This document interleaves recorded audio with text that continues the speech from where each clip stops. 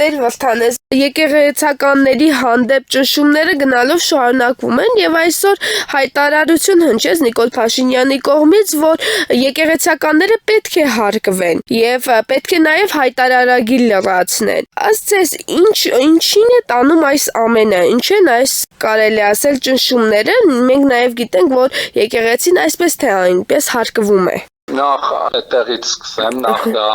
պետությունը եկեղեցին իրանց սահմանադրության 17-րդ հոդվածի համաձայն խղճի կրոնի ազատության իրարից անկախ են եւ ասենք 18-րդ կետը նաեւ վերաբերում է հայ եկեղեցու ազգային կարգավիճակին, որ ինքը հաստատ ունի մեր մշակույթի, մեր կրթության, ազգի կյանքում։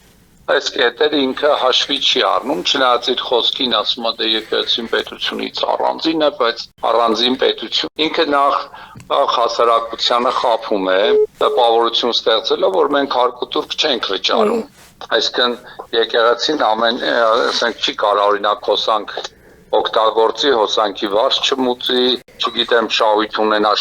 չգիտեմ, ամեն ինչ եկեղեցին իրականում վճարում է։ Այնտեղ ուրիշ խնդիր կա, ասենք օրինակի համար հյուրականի եկեղեցու ես քահանան եմ, պատկերացրեք հյուրականի եկեղեցին իր գույքահարկ վճարի, ում վճարի, ամումից հավաքի ում վճարի, այսինքն հավելյալ հարկ դնենք բնակչության վրա, գույքի հարկ դնենք, մենք էլ մեր հերթին համայնքի վրա, եւ այդ շինության համար հարկ վճարենք, ուղղակի ես տրամաբանորեն չեմ հասկանում, այսինքն դուրս է գալիս, ասենք որ եթե օրինակի համար համայնքը հարկը վճարի, հետո համայնքը մուտքավճարով կանի, օրինակ Ամբերդում տուն-պոակ է, պետությունը ինքը սպասարկում է տարածքը,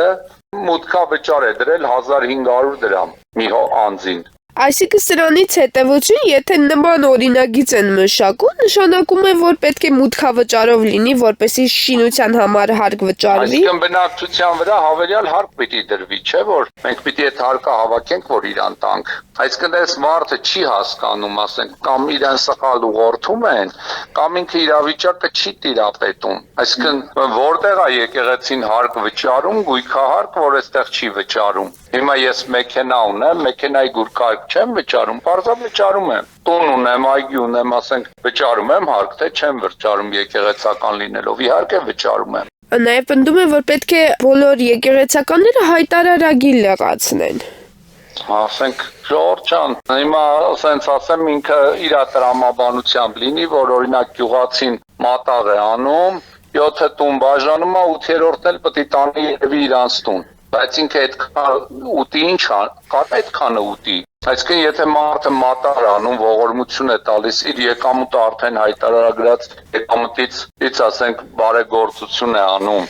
Այս մի հատ էլ սրանից մենք իրան հարկ տանք։ Այսինքն այս մարդը ձախողել է երկրի տնտեսության, ասենց բոլոր ոլորտները ձախողել է եւ հիմա եկել է ասենք այդ բոլոր ոլորտները ձախողելով հանդերձ, սա հակառակ սահմանադրության եւ Հայաստանի Հանրապետության օրենքների հավելյալ ինչ-որ պահանջներ է դնում, ինչ-որ կոնֆլիկտներ է ստեղծում, անառողջ վիճակ է, ես իրան առողջություն եմ մաղթում, ասենք ինձ թվում է օգեկան վիճակը բավական իր ասենց սրված է, էլի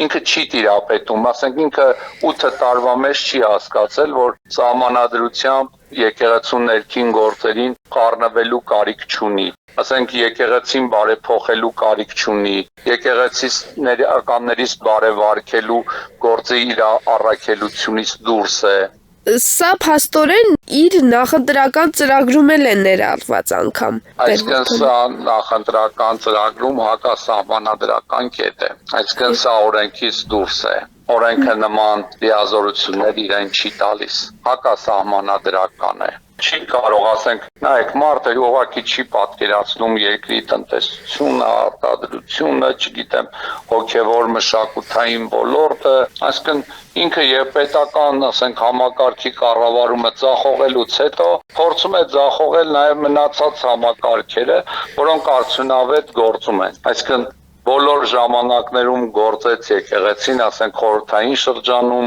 Լևոն Տեր-Պետրոսյանի, ասենք Ռոբերտ Քոչարյանի, Սերժ Սարգսյանի,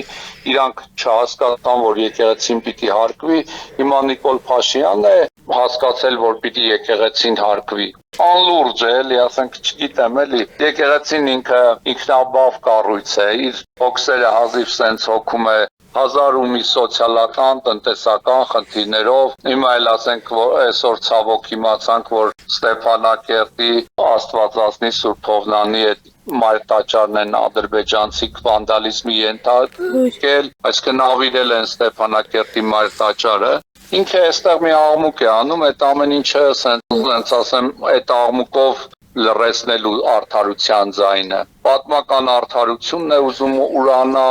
ասենք ցեղասպանությունը, արցախցիների վերադարձի իրավունքն է ուրանում, չգիտեմ, ադրբեջանցիները մեզնից ավելի իրավունքներով վերադարձի խնդիր է ուզում լուծի, այսինքն խճճվել է այս մարդը, ամեն չի կարողանում, ասենք ես ամենաշատը կուզեի, որ ինքը պետության կառավարման գործում հաջողեր, բայց ինքը այդ գործում է ձախողել։ Մարդը Արցախի պետականության կորուստի պատճառ է դարձել բանակի կառավարման ապաշնորհության, երկրի, ասենք, բոլոր ոլորտները ձախողել է։ Ասենք, սկսած, ասենք, այսպես հոգևոր մշակութային, ինքը, ասենք, բոլոր նրանք, ովքեր ձայն են բարձրացնում իր ապաշնորհության, երկրի կառավարման գործում անկարողության հարցում, ինքը որքերին որպես թշնամի է դա դիտում եւ փորձում է ամեն միջոց կիրառել։